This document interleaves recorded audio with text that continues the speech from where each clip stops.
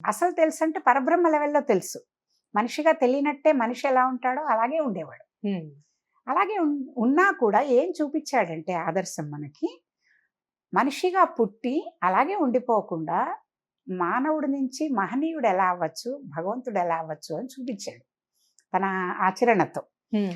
అంటే ఒక మాట, ఒక బాణం, ఒక పత్ని అనడము, సత్యవ్రతం అనడం, ధర్మం ఆచరించటము. తర్వాత రాముడి గురించి చెప్పాలి అనంటే మనం క్యారెక్టర్స్ గురించి చెప్పుకోవాలంటే ముఖ్యంగా గుర్తొచ్చేవి పూర్వభాషి, మితభాషి, స్మితభాషి అంటారు. హ్మ్. అంటే పూర్వభాష అంటే ఇప్పుడు ఎవరన్నా రాంగానే మొహాలు వేలాడేసుకొని ఉంటున్నాం. ఈ రోజుల్లో సోషల్ స్కిల్స్ చాలా మందికి ఉండటం లేదు. అదే అవును. మనకి వాట్సాప్‌లో, ఇన్‌స్టాలో మనం తెలియని వాళ్ళందరికీ కూడా గుడ్ మార్నింగ్‌లు, హాయ్‌లు చెప్తాం గానీ, ఎవరైనా కనిపించినప్పుడు కూడా వెంటనే పలకరించం. అవును. Time social skills zero. తీసుకుంటారు.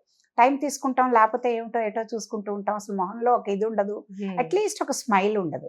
రాముడు అవును. అలా కాదు. హ్మ్. రాముడు ఎప్పుడూ కూడా పూర్వభాషి అంటారు. అంటే ఎవరైనా కనిపించంగానే పెద్దవాళ్ళనైతే నమస్కారం అని, హ్మ్. వయసులో పెద్దవాళ్ళైతే గురుగారు నమస్కారం అనో, బావున్నారా అనడము, ఇలాంటివన్నీ ముందు పలకరింపు తన మొదలుపెట్టేవాడు హ్మ్. రాముడు. పూర్వభాషి. ఓకే. మితభాషి. అనవసరమైనప్పుడు మాట్లాడేవాడు కాదు.